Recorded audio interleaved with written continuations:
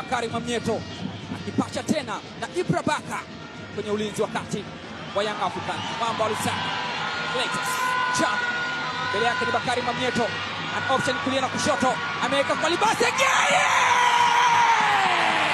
Waliyofanya makosa Young Africans, akashika bakora. Mwamba wa Lusaka Chama alikuwa na option kulia na kushoto, alipoona ni upande wake wa kulia na Libase Geye akasema hakuna kujiuliza mara mbili, siwezi kufanya makosa.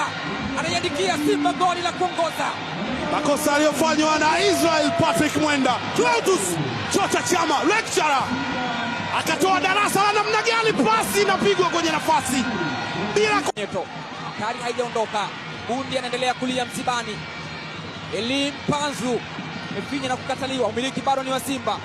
Chama kwa Eli Panzu anaunyanyua, Chama! Panzu, what a magic! Nini kinatokea?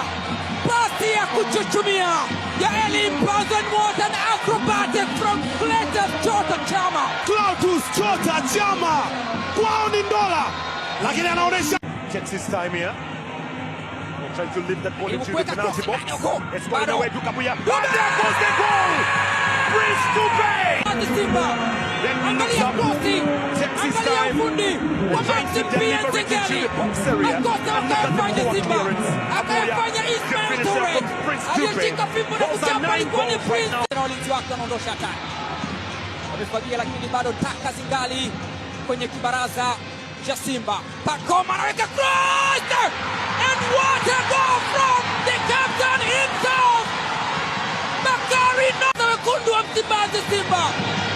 Ilifanyika partial clearance, akaekewa tena Pacoma Msuswa, ikawekwa cross, akaicheza Kasari, lakini aliiweka kwenye miguu ya Bakari Mwamnyeto ambaye hajafanya makosa. Rebound ya mpira ambao ulichezwa na Tanja Kasari baada ya kichwa kwenda hewani. Prince Mpumelelo Dube ni kama alikuwa anadai change hivi, akautema kapteni.